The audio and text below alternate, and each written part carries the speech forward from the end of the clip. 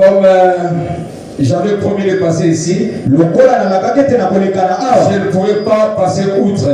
Je devais accomplir cette obligation. Peu importe le temps. Sans plus tarder,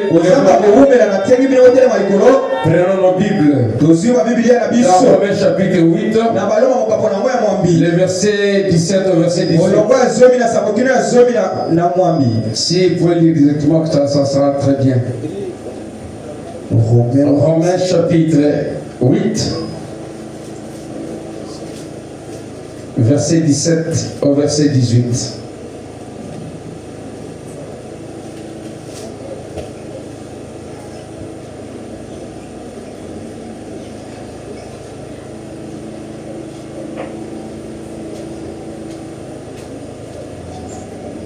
Ok, quelle fois liste rapidement?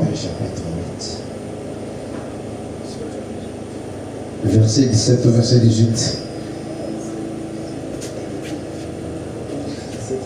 Après, nous prendrons encore Ephésiens chapitre 3 verset 6.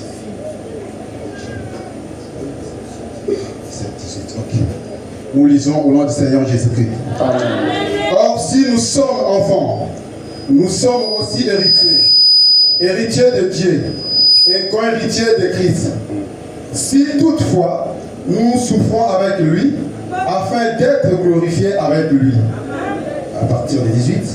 J'estime que la souffrance du temps présent ne saurait être comparée à la gloire à venir qui sera révélée pour nous. Amen. Prends encore Ephésiens 3, verset 6.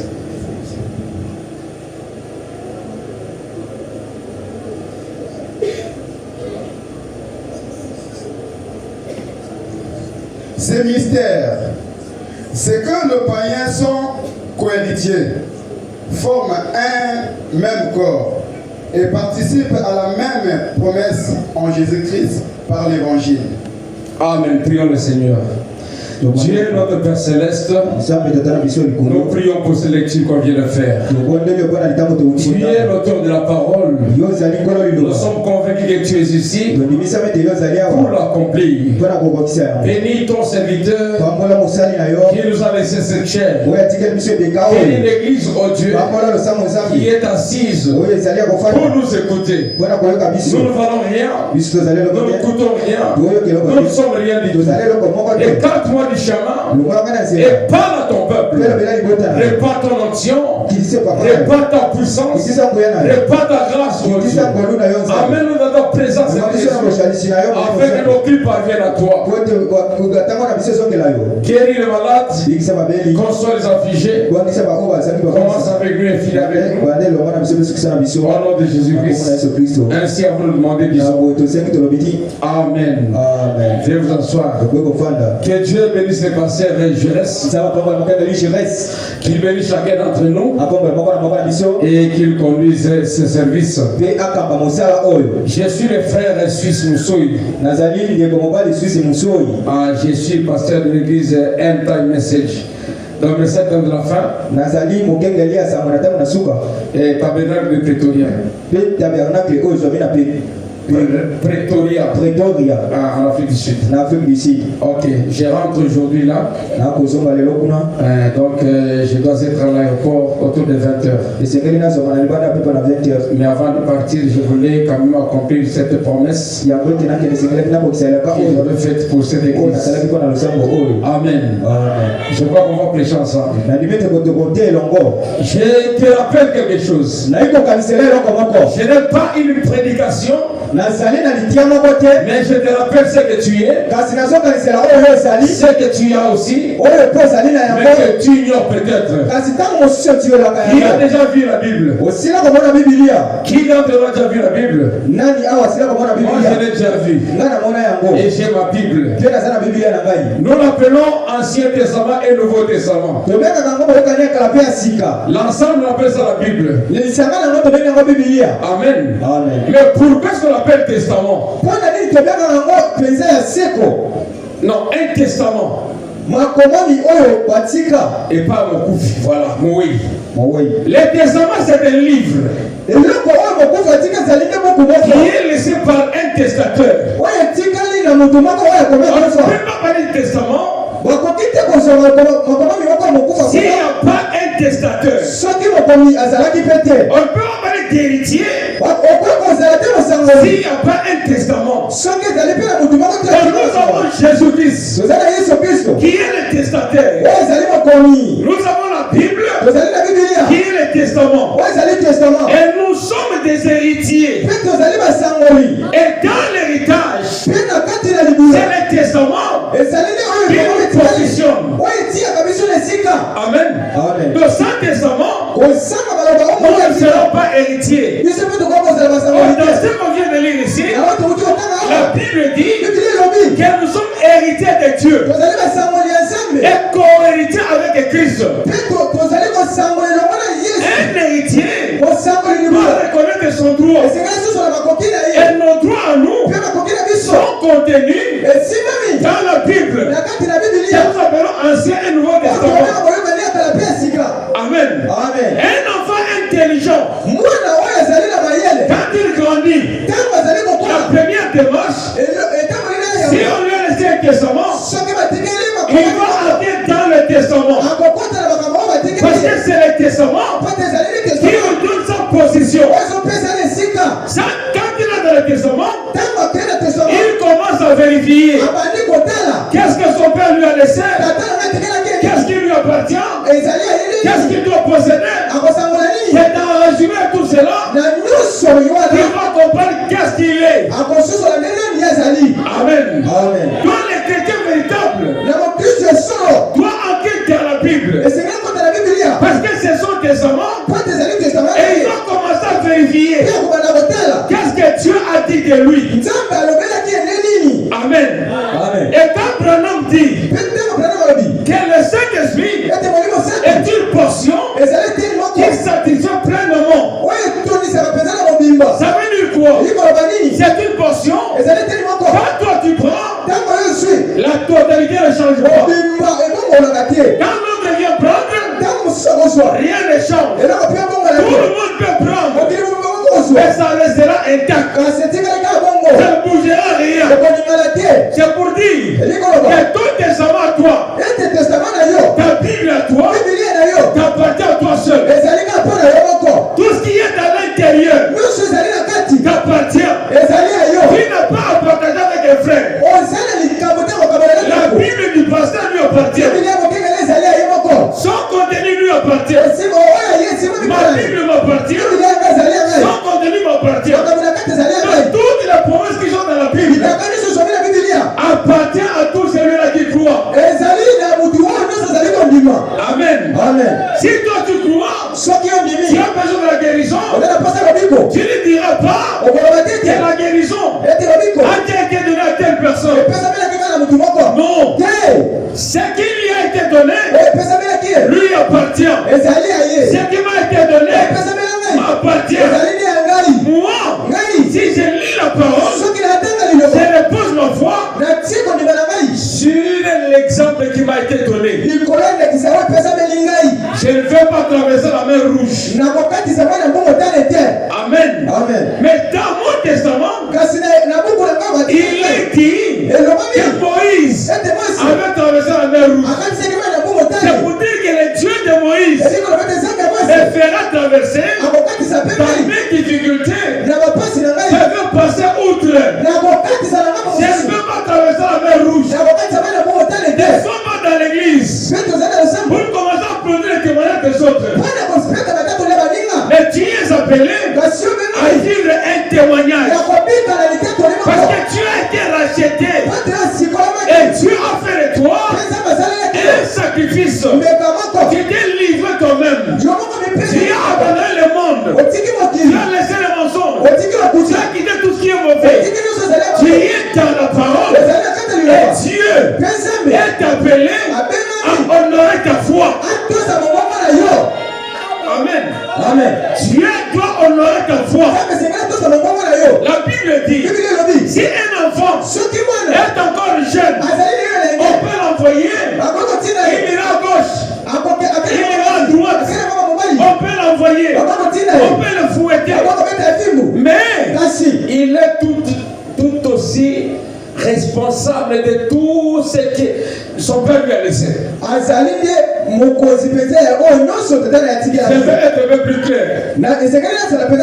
Un papa qui laisse un testament à ses enfants. Quand l'enfant est encore trop jeune, on peut envoyer l'enfant. L'enfant va respecter. L'enfant ira. On peut le fouetter. C'est parce qu'il est encore enfant. Mais quand il atteint l'âge de majorité, il atteint un certain âge. Cet enfant-là, qui était autrefois jeune, comprendra que c'est lui le patron, c'est lui l'administrateur.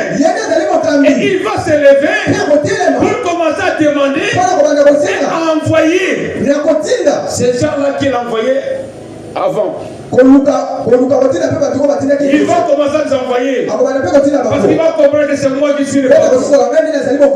Ainsi en est-il de nous les chrétiens. Notre âge de maturité, ce ne sont pas les années dans les messages. Notre âge de maturité, c'est le baptême du Saint-Esprit. Quand tu reçois le Saint-Esprit, il y a acquis la maturité.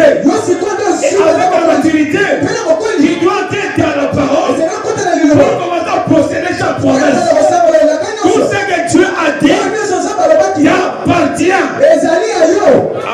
Amen. Tu dois comprendre qui tu es. Et tu n'es pas ce que les hommes disent de toi. Tu n'es pas ce que le pasteur dit de toi. Tu es ce que Dieu dit de toi. Et Dieu a dit, vous êtes héritiers. Pas héritiers d'un homme, mais héritiers du Dieu vivant. Héritiers d'un Dieu réel. Puisque nous sommes héritiers, tout ce qui est sur la terre, tout ce qui est dans les cieux, vous appartient. Les chrétiens n'ont pas le droit de pleurer. Vous n'avez pas le droit de pleurer. Parce que les cieux sur la terre vous appartient. Jésus est héritier. Et la Bible dit que vous êtes co-héritier avec le Christ. Dans le partage de l'héritage, il n'y a pas de plus âgé. Il n'y a pas de moins âgé. La condition, c'est seulement de naître. Si vous êtes né, une autre naissance, pour hériter la race de Dieu, c'est la nouvelle naissance. L'homme né de la femme, sa vie est courte et sans cesse agitée. C'est pourquoi nous n'avons pas à nous contenter de cette naissance-là. Si l'homme né de la femme, sa vie était courte et sans cesse agitée, l'homme né de l'homme a la vie éternelle et sa vie n'est pas agitée. Nous devons naître en Jésus-Christ. Amen. Pour naître en Jésus-Christ, nous devons mourir devant la première naissance. Comment mourir? Abandonner les péchés, quitter le monde et entrer dans le corps de Christ. Si vous y entrez, vous êtes une nouvelle créature. Il n'y a plus de chef. Votre chef, c'est le Seigneur Jésus-Christ. C'est lui qui domine sur vous. C'est lui qui vous gère. C'est lui qui vous conduit. C'est lui qui vous montre tout. En Jésus-Christ, il y a la paix éternelle. Quand vous y entrez, les voix doivent tomber derrière vous. Les voix doivent tomber. Les voix doivent tomber. Amen. Si les voix ne tombent, vous êtes en contact avec Dieu. Parce que votre corps à vous a trois parties. Comme le temple de Dieu a aussi trois parties. Il y a le parvis extérieur, il y a les lieux saints et les très saints. Le parvis extérieur, c'est votre corps. Les lieux saints, c'est votre esprit. Les lieux très saints, c'est votre âme. Et là, se compare aussi avec la lumière que Dieu donne.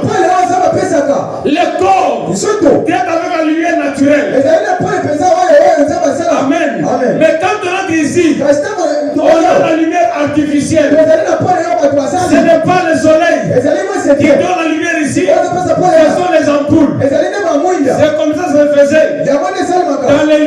Mais dans les lieux très saints, il n'y a ni soleil, ni chandelier, ni ampoule. Il y a la lumière surnaturelle. Là, c'est Dieu lui-même, la colonne de feu, qui descend pour traiter avec l'homme intérieur. Amen. Si vous êtes à l'église, dans le pavillon extérieur, un oiseau peut pisser sur vous, vous serez mouillé. Et vous êtes dans l'église, c'est la justification. Si vous êtes dans le lieu saint, un oiseau fera tout, ça ne vous atteindra pas. Vous êtes en train de vous battre pour chercher le Saint-Esprit, mais ce n'est pas encore la fin. Vous pouvez prier, vous pouvez prophétiser, parler en langue, prêcher la parole. Vous êtes dans les lieux saints. Mais si vous entrez dans les lieux très saints, là c'est la lumière surnaturelle. C'est Dieu qui traite avec vous. Vous êtes dans une autre dimension. Et quand quelqu'un comprend ce qu'il est, il comprend son position, il va vivre comme Jésus l'a dit. Si vous êtes dans ce monde, mais vous n'êtes pas du monde. C'est ça que tu dois croire. C'est ça que tu dois confesser. Tu dois comprendre que tu n'es pas de ce monde. Tu viens de quelque part. Et tu rentres d'où tu étais venu. Amen. Quelqu'un qui est convaincu de la protection divine marche sans aucune crainte. Amen. Marche sans aucune crainte. Je vous donne un exemple. Il y avait un monsieur qu'on appelait Daniel. Tellement qu'on avait vu Dieu en lui, on a demandé à Daniel d'adorer sa propre statue. Daniel a regardé, il dit je ne peux pas. Je ne veux adorer que Dieu et lui seul. Les gens ont regardé, ils se dit Daniel, comme toi tu ne veux pas t'adorer toi-même, tu ne veux pas respecter les normes, les lois du roi, nous allons te jeter dans la fosse au lion. Daniel dit ceci. Même si vous me jetez là, je suis certain que le Dieu que je sers va me délivrer de la fosse au lion. Les gens peuvent regarder l'apparence, mais dans les détails, Daniel savait qui il était. Il est très important que les chrétiens comprennent et qu'ils connaissent sa position. Pourquoi Daniel a affronté cela? Il avait la révélation que son père était le lion de la tribu de Juda. Et il était convaincu que les lions ne mangent pas les lions. Il a affronté l'épreuve comme un lion. Et lui était un lion. Devant les lions animaux, il était supérieur. Amen. C'était quoi? La révélation qu'il avait. Il commençait à donner des ordres là-bas. Parce que c'était lui l'homme. Le fils du lion. C'est la tribu de Juda. Tellement qu'il avait la conviction, il a affronté l'épreuve. Et les lions ne mangent pas les lions. Il était libéré. Tu es un fils du lion. Parce que ton père, c'est le lion de la tribu de Juda. Alléluia. Amen. On a pris ses collègues. Et les trois hébreux. On y vous. Ça ne sera pas la fosse au lion. Peut-être qu'il y a un secret derrière ça. Ou ça sera fourré en dents. Vous serez jetés au feu. Ils étaient très à l'aise. Ils ont dit, connaissant leur position, que le Dieu que nous adorons va nous en délivrer. Nous allons affronter l'épreuve.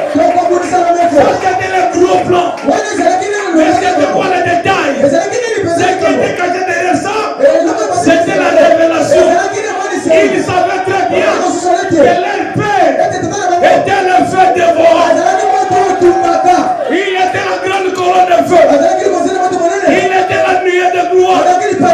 Il savait très bien que le feu ne brûle pas le feu. Leur père était l'étoile brillante du matin. On les a placés dans le feu. Ils étaient dans leur quiétude. Dans leur quiétude. Parce qu'ils savaient très bien que le feu ne brûle pas le feu. Ils étaient à l'aise. Et la grande colonne de feu, le fils de l'homme, est descendu là. C'était le quatrième homme. Rien ne leur est arrivé. C'est Dieu est là. C'est ton Dieu. Il est le même aujourd'hui. Il n'a pas changé.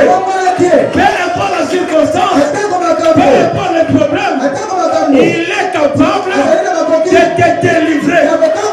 Peu importe la maladie, il est capable de te guérir. Peu importe la situation, il est capable de la changer. Il ne change pas. Oh frères et sœurs, je vais te révolter. Je vais te révolter. Le diable, Dieu l'exauce. Le diable qui est ton père, Dieu l'exauce. Alors si Dieu peut exaucer le diable, comment ne peut-il pas t'exaucer? Oh bien-aimé frère, Dieu exauce le diable. Il y avait le témoignage de Gadara. Il était là. Il vivait à connaître cimetière. Jésus. Il était là tout le temps. C'est là où il vivait. Mais ce jour-là, Jésus était un passage. Il est arrivé là. Il y avait un détail. Les témoins ont reconnu que c'était le Fils de Dieu. Ils ont dit, qu'y a-t-il entre toi et nous, Fils de Dieu? Notre temps n'est pas encore arrivé. Pourquoi tu veux nous chasser? Si tu veux nous chasser, envoie-nous dans le pourceau. La requête des démons. La requête des démons. Mais Dieu a exaucé à la requête des démons. Et si Dieu peut exaucer les démons, on ne peut pas t'exaucer. Vous voulez un autre exemple? Oui, monsieur. Dans la Bible, le même Dieu qui était en train de faire la tour. Il faisait la tour. Pendant qu'il se promenait, il rencontre le diable. C'est lui qui va commencer. Tu vis mon serviteur Job. Il dit, mais c'est parce que tout va bien. Si tu veux, envoie-moi pour déjà les tourmenter. Le diable présente la requête à Dieu pour qu'il aille tourmenter un fils de Dieu. Et Dieu permet. Dieu lui dit, va, ne touche pas sa vie. Il descend pour tourmenter Job. Mais parce que Job connaissait sa position, il savait qui il était. On a dit à Job, on dit c'est Dieu là. Job a maudit son jour de naissance. Il ne peut pas maudire Dieu. Amen. Il ne pouvait pas. C'est ce Dieu là qui est ton père. Est-ce que tu comprends? Il y a encore un exemple de la Bible. Quand quelqu'un voulait qui avait pour séduire Akab, qui avait pour aller séduire Akab, l'esprit de mensonge s'élève par l'Esprit Saint. Non, pas l'Esprit Saint. Non. Mais un esprit du mensonge qui s'élève pour dire à Dieu, envoie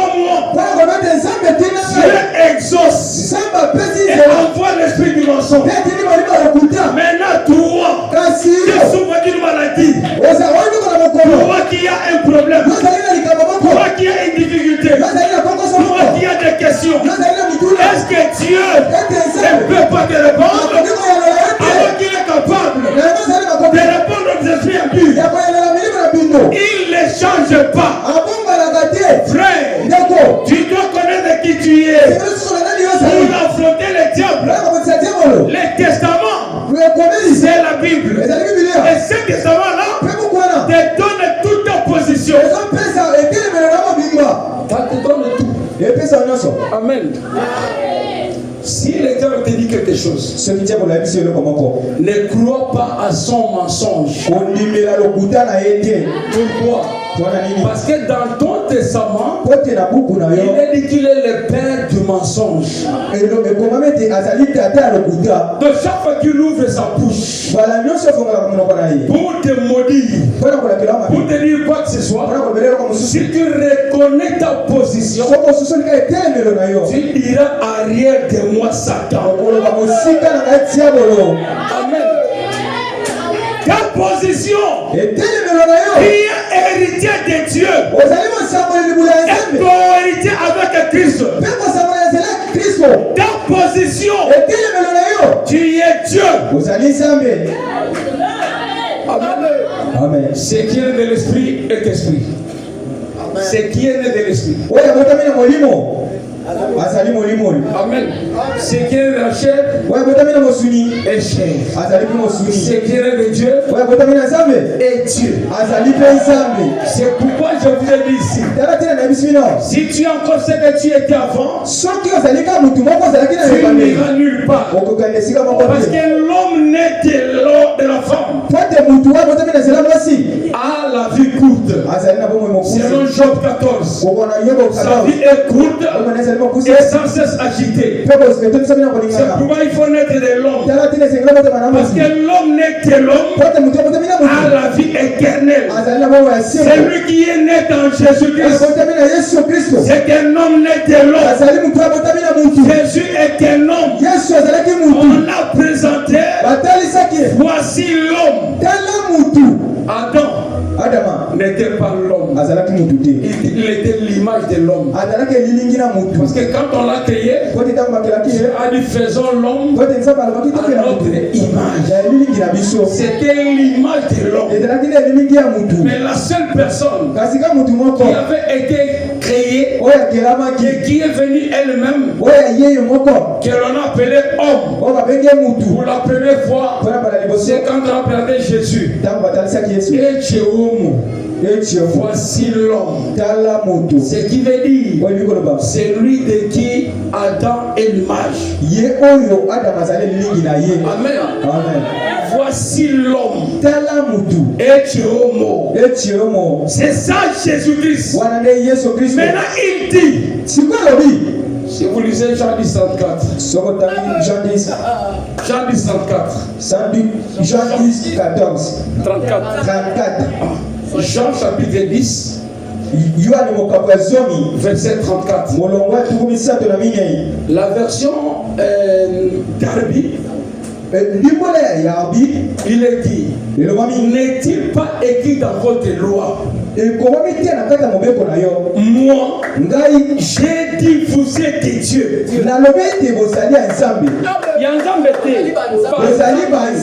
Amen. Vous êtes des dieux. Amen. N'est-il pas écrit dans votre testament là que vous êtes des dieux? Et si tu es Dieu, tu auras peur de quoi? Tu auras peur de qui? Si la parole te révèle ta position, tu n'as plus à croire aux hommes. Tu dois croire à ce que Dieu dit de toi. La Bible te dit, ils te feront la guerre. Ils ne te verront pas. C'est là où tu dois reposer ta foi. Parce que c'est ainsi qu'il est Seigneur. Oui. Amen. Reste dans la position que Dieu te place. Pas dans ce que les hommes disent. Pas dans ce que les hommes pensent. Tu n'es pas ce que les hommes disent de toi. Mais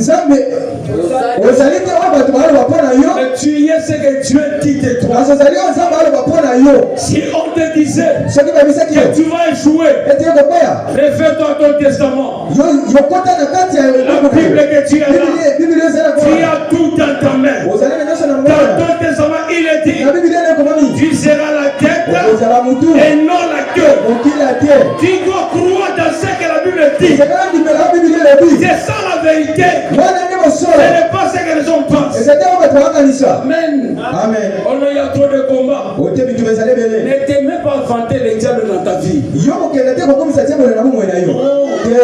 Il y a ce combat-là que dans mon testament, il est écrit, ils me feront la guerre, ils ne me vaincront pas. Amen. Amen. Les chrétiens doivent mettre ses deux pieds sur la terre. Ils doivent comprendre qui il est. Ta vie à toi doit amener Dieu à te faire confiance. Amen. Amen. Ta vie. Les femmes ont dit que la vie de Moïse était tellement importante pour Dieu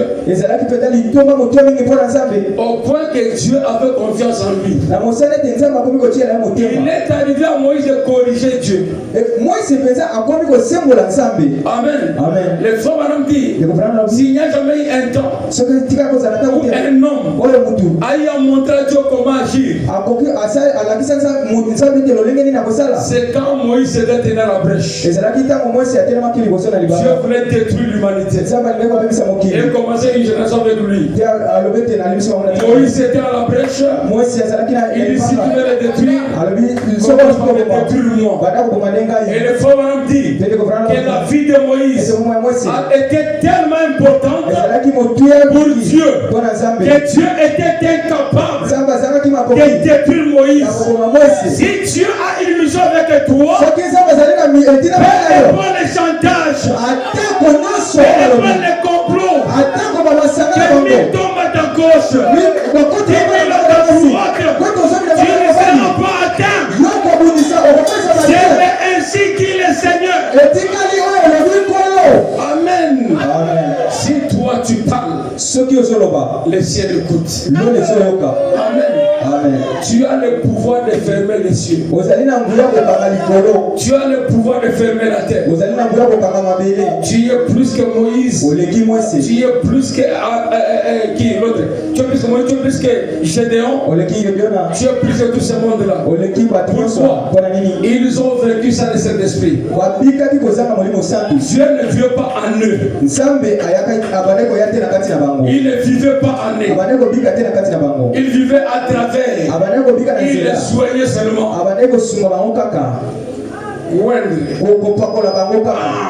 Mais nous, Dieu vit en nous. Il est à l'intérieur de nous. Et il te dit, je serai avec toi. Et même en toi. Donc quand tu vois ton frère, tu marches avec ton frère, qui a le Saint-Esprit, le seul fait de le toucher, qui a touché à Dieu. Donc un véritable chrétien, c'est le manteau de Dieu. Votre chair, c'est la costume de Dieu. À l'intérieur, c'est Dieu qui marche. Et pourquoi nous ne recevons pas? Pourquoi nous n'arrivons pas à cela? C'est parce que nous avons non pas la révélation. Nous ne comprenons pas. Sache-le mon frère. Sache-le ma soeur. C'est dans cette église. Il y a une autre église. Exactement. Amen. Amen. Il y a deux églises dans cette église. Dans ce bâtiment, il y a deux églises. Amen. Amen. il y a deux églises. C'est à toi d'entrer dans l'église invisible. Amen. Dans cette église, les pasteurs, il y a deux pasteurs. Il y a le pasteur Jésus et le pasteur Jires. Ils sont à deux. Le pasteur Jires a plus de brebis que le pasteur Jésus. Amen. Amen. Dans cette église, lui a plus de brebis. Parce que les sorciers qui viennent ici sont ses brebis. Les voleurs sont ses brebis. Les bandits sont ses brebis. Les escrocs sont ses brebis. Ceux qui sont battus du Saint-Esprit sont aussi ses brebis. Mais dans l'église invisible, il y a que ceux qui sont battus du Saint-Esprit. Ils sont brebis. L'église invisible, c'est du Seigneur Jésus-Christ. Et toi, quand tu viens ici, tu y es dans quelle église? La première ou la deuxième? Si tu es dans la première église, tu n'iras pas au ciel. Amen. Amen. Amen. Tu viens nous accompagner. Il faut entrer dans l'église qui est dans l'église. Et si tu es dans cette église-là, les vols doivent tomber derrière toi. Et quand les vols tombent, le monde reste. C'est pourquoi je suis contre. Les gens qui disent, nous dans les messages, on ne s'habille pas comme ça. Dis-toi dans les messages. Les messages est une personne. C'est toi le message. Le réveil de Caleb était une personne. Branham n'a pas seulement dit. Branham a vécu. Il n'a pas seulement dit. Il a aussi vécu. Amen. Amen. Les messages, c'est toi le message. Pourquoi? La Bible dit, vous êtes la lettre écrite et lue des hommes. L'apôtre Paul dit, vous êtes les sceaux de mon apostolat.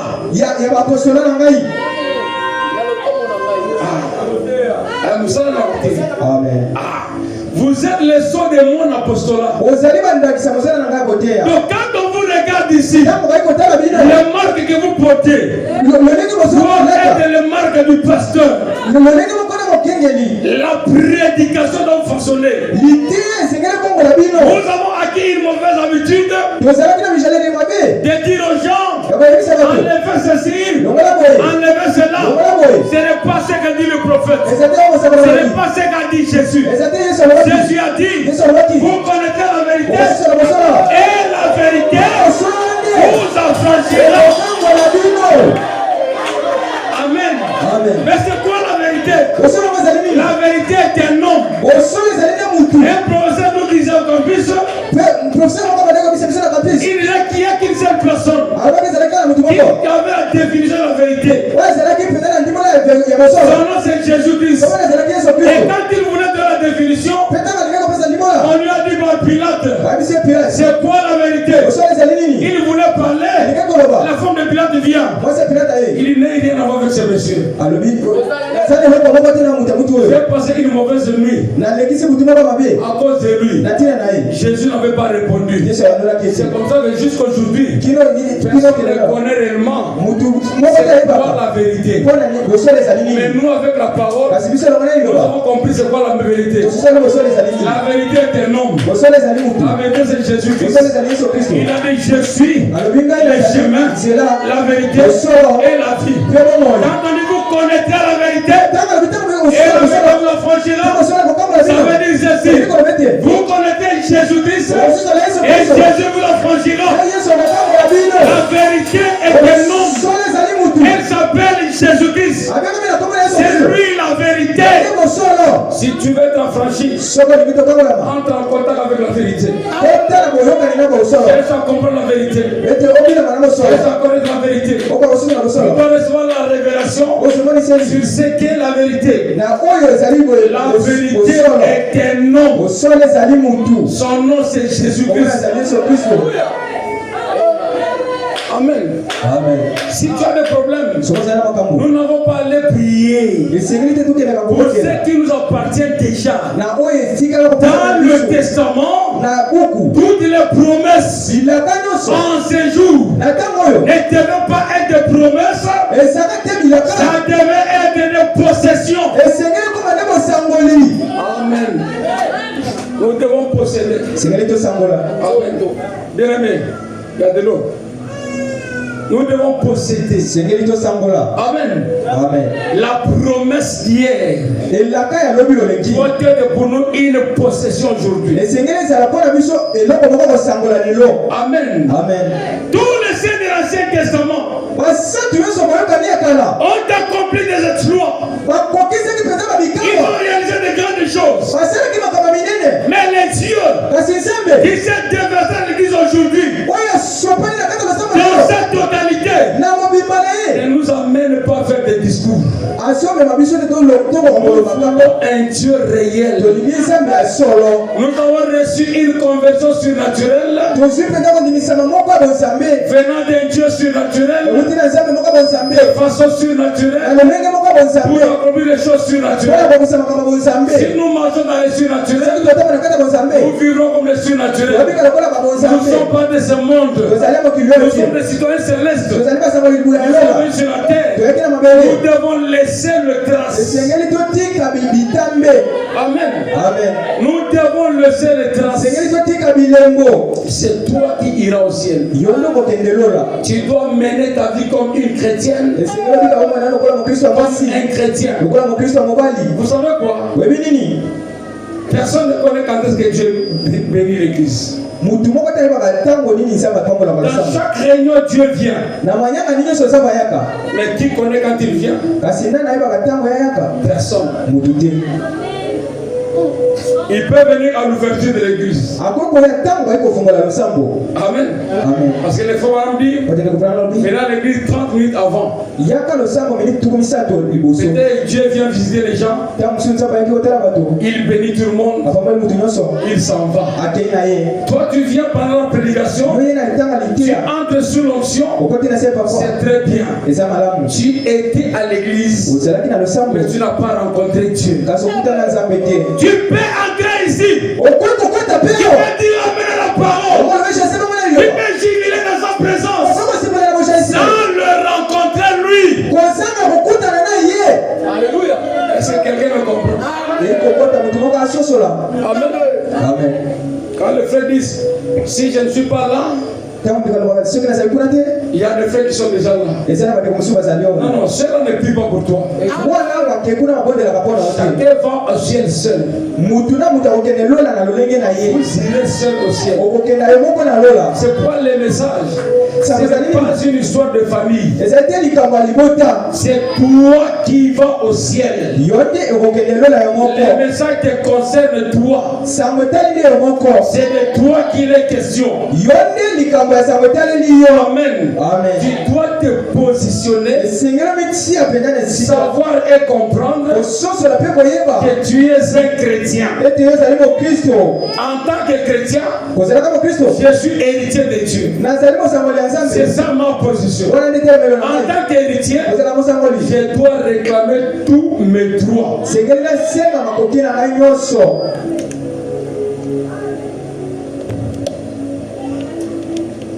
Il y avait un monsieur. C'est Beka qui racontait beaucoup cette histoire. Il y avait un monsieur qui avait le livre du maître.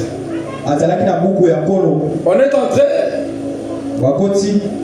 On a interrogé un examen difficile. Tout le monde était en train de travailler. Mais ce jeune homme-là a fait moins de minutes. Il est sorti.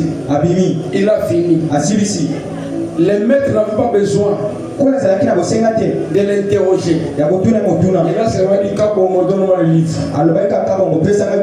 Tu as le livre du maître. Le livre du maître. C'est ça ce que nous avons aujourd'hui. La révélation de cette la révélation de tous les mystères. Quand tu l'as dans ta main, c'est d'abord de posséder son contenu. Tu n'as pas à écouter les hommes.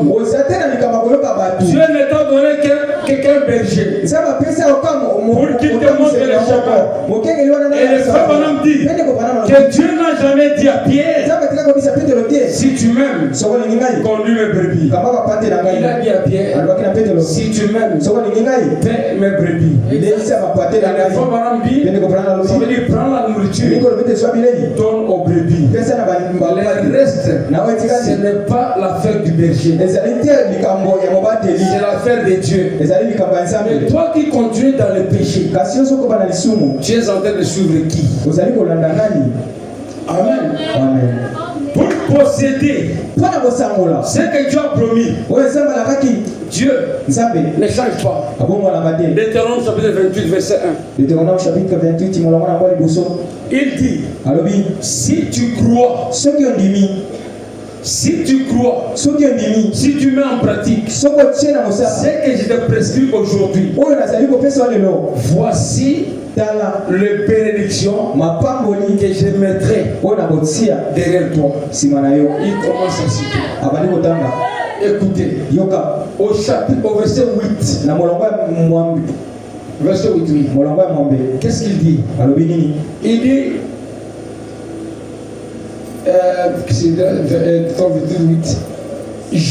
j'ordonnerai à la bénédiction de te suivre. Est-ce que tu comprends? Si tu obéis, au verset 8 il dit, je vais ordonner à la bénédiction de te suivre. Donc quelqu'un qui obéit à Dieu, qui dit la parole de Dieu, n'aura pas besoin d'aller gêner, d'aller pleurer. Il n'a besoin que de l'obéissance. L'obéissance va mieux que le sacrifice. Amen. La Bible dit, je vais ordonner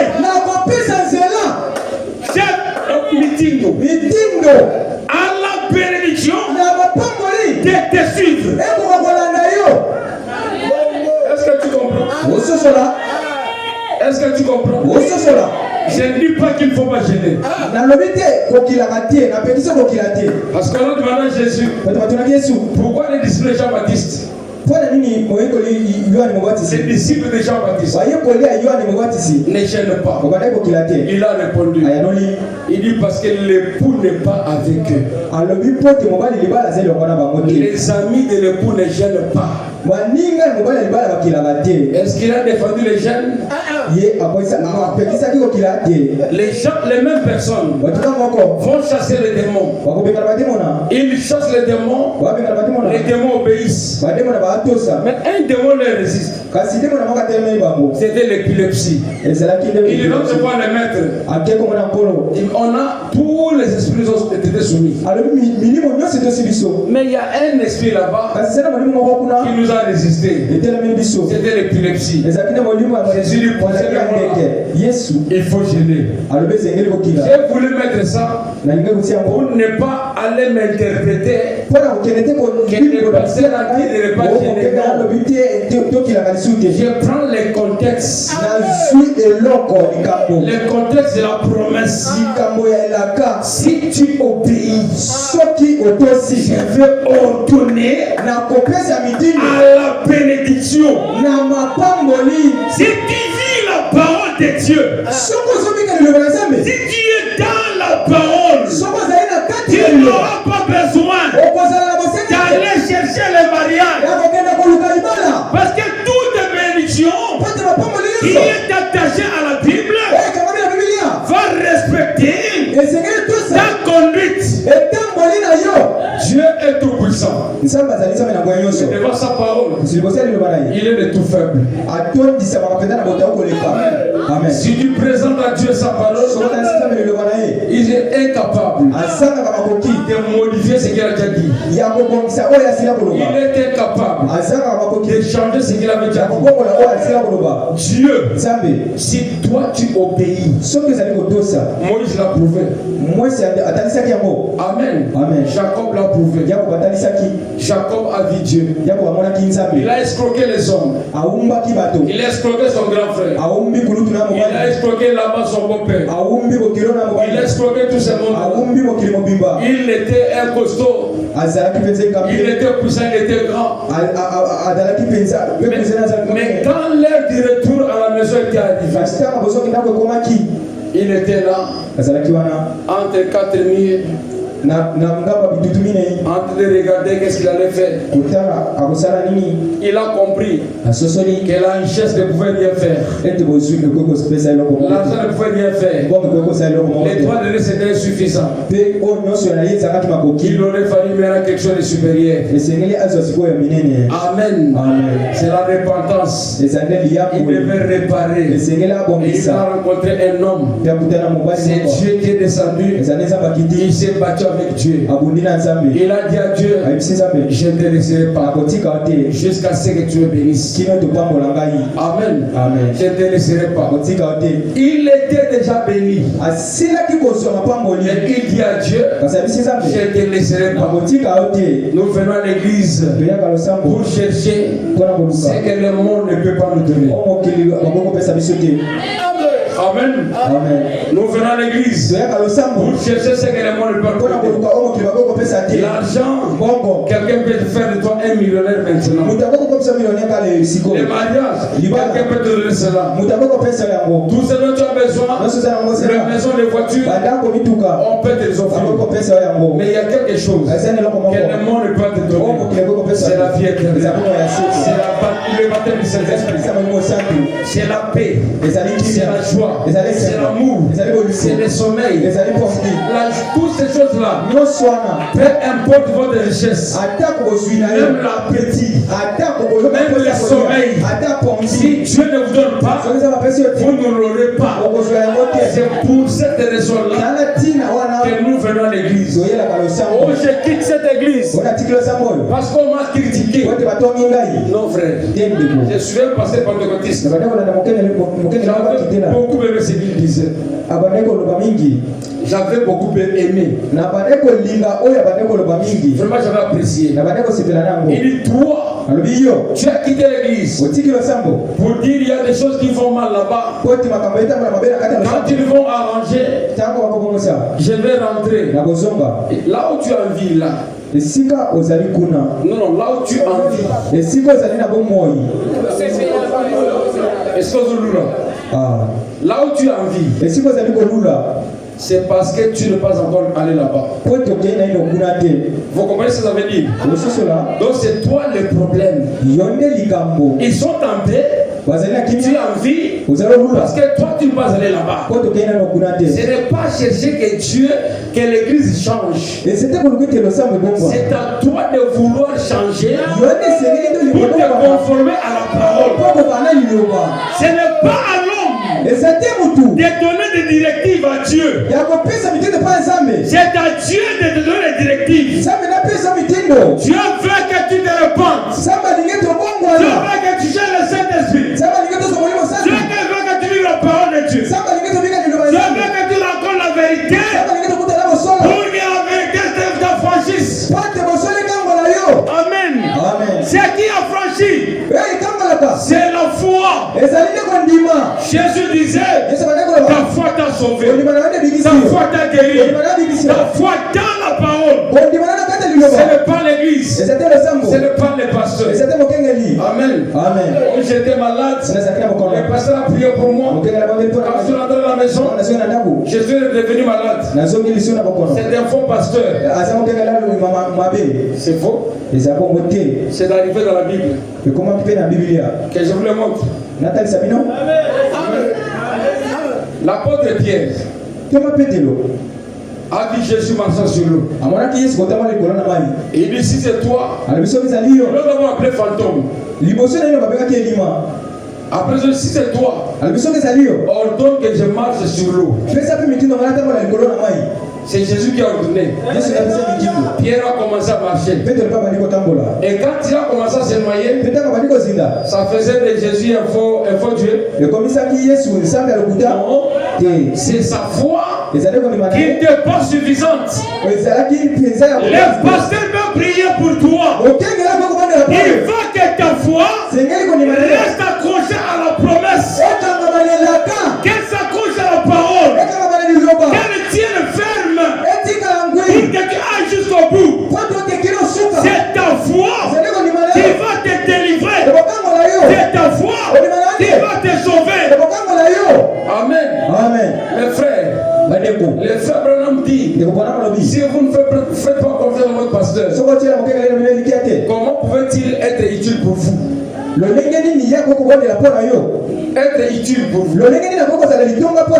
Amen. Amen. Pour qu'il soit utile pour vous, vous devez prier pour lui. Vous devez le soutenir. Vous devez l'aimer. La grandeur, ce n'est pas le fait d'être visible devant vous. Derrière chaque homme fort, derrière chaque homme fort, on dit qu'il y a de plus fort que lui. Le plus fort, ce n'est pas celui qui paye l'argent. Ce n'est pas celui qui est costaud. Le plus fort, c'est celui qui prie. Le frère Branham dit, il a vu en un songe, on remettait les cadeaux pour le vainqueur. Arrivé une grande dame, une vieille dame, on prend un gros cadeau, on lui donne. Mais le tour de Branham, on prend un petit truc, on lui donne. Le frère Branham dit ça c'est injuste. C'est moi qui était son pasteur. C'est moi qui lui a apporté la parole. Je lui dis, pendant que tu as apporté la parole, c'est cette femme ici qui prie pour toi pour que tu sois fort. Frères et sœurs, ne vous sous-estimez pas. Vous n'êtes pas ce que les hommes disent de vous. Restez à votre poste de devoir. Restez là où Dieu vous a appelé. Soyez ce que vous êtes. C'est comme les engrenages que tu nous montres. Les engrenages que tu nous montres. Quand nous regardons à l'heure, nous regardons aux grandes aiguilles. Nous regardons aux secondes. Nous regardons aux minutes. Nous regardons aux heures. Mais ce qui fait le travail, c'est à l'intérieur. Ils sont cachés. Ce sont les engrenages. Vous pouvez être un engrenage qui fait tourner cette église. Que les gens vous injurient, que les gens vous critiquent. Vous êtes le plus grand aux yeux de Dieu. Votre opposition compte, non pas parce que les hommes disent, mais parce que Dieu voit votre sacrifice. Et tous les sacrifices, il n'ira pas être couronné. Il n'y a aucun sacrifice qui reste sans couronne. Le Dieu qui t'a appelé finira par te couronner. Oui, mon frère, ma soeur, la position du croyant dans le corps de Christ soit original. Sans toi, cette église sera incomplète. Mais si tu es à la place que Dieu veut que tu sois, tu seras une bénédiction pour ton voisin, pour ton frère, pour ta soeur, pour tout le monde. Ne fabrique pas tes lots. Lot, il ne vient Abraham. Ne fabrique pas des lots.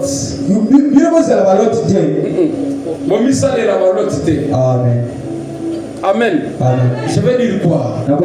Dieu t'a appelé. Tu prends les membres de ta famille. Si tu veux que je paie le minéral pour toi, tu dois d'abord prendre mon Dieu. Si tu appelles les gens, au lieu que Dieu les appelle, ces gens-là vont te créer des problèmes. Amen.